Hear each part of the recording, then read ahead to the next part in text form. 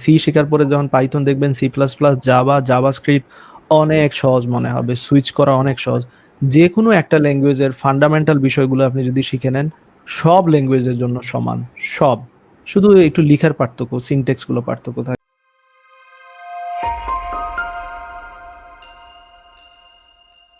MD Naim comment করেছেন, হ্যাঁ। Sir আমি মাদ্রাসার স্টুডেন্ট, আমি হুম হুম। কোন প্রোগ্রামিং ল্যাঙ্গুয়েজ দিয়ে শুরু করতে পারি? আমি অলরেডি আনসার দিয়ে দিয়েছি আগের কোয়েশ্চেনেই, যে সি প্রোগ্রামিং দিয়ে শুরু করলে বেটার। একটু কষ্ট হবে পাইথনের তুলনায়, বাট কঠিন থেকে যখন অন্যান্য ল্যাঙ্গুয়েজ শিখবেন, সি শেখার পরে যখন পাইথন দেখবেন, C plus plus, Java, JavaScript অনেক সহজ মনে হবে, সুইচ করা অনেক সহজ।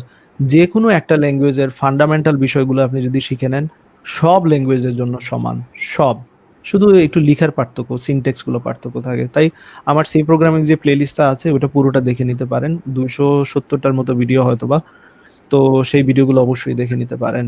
আমার মনে হয় ইন ডিটেলস সেখানে আমি আলোচনা করেছি। অনেকে এতগুলো ভিডিও দেখে ভয় পান, ভয় পাওয়ার কিছু নাই। আসলে সিমিলার টপিকের উপর অনেকগুলো প্রবলেম সলভ করা বা প্রোগ্রাম আছে এরকমই, হয়তোবা একই টপিকের উপর 30টা ভিডিও আছে। সো এখানে আসলে এত ভিডিও নাই, দিন শেষে হয়তো 50-60টা হচ্ছে ভিডিও। বাট আমি যেহেতু প্রবলেম অনেকগুলো সলভ করছি প্র্যাকটিসের জন্য, এই জন্য ভিডিও সংখ্যা অনেক।